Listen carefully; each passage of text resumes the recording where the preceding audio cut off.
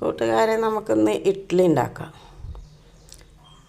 അതിന് ഞാനിതാ ഇവിടെ വെള്ളരി, ഒരു ഗ്ലാസ് വെള്ളരി എടുത്തിട്ടുണ്ട്. അരിയുടെ 1/4 ഭാഗം, 1/3 ഭാഗം ഉഴുന്ന് ചേർക്കണം. കുറച്ച് ഉലുവ എടുക്കണം.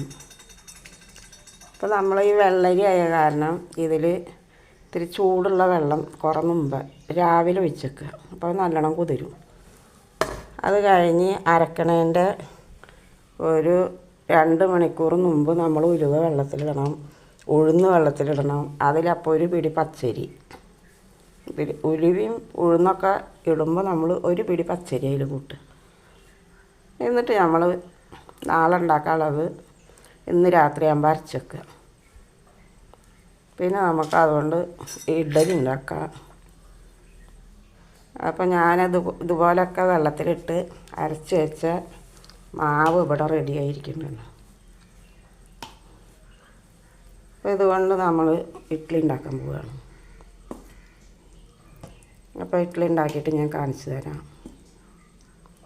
ഓക്കെ, അപ്പോൾ നമ്മുടെ സൂപ്പർ ഇഡ്ഡലി ഇവിടെ റെഡിയായി.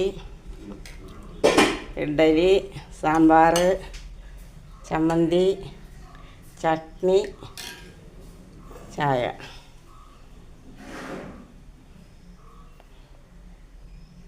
ഓക്കെ,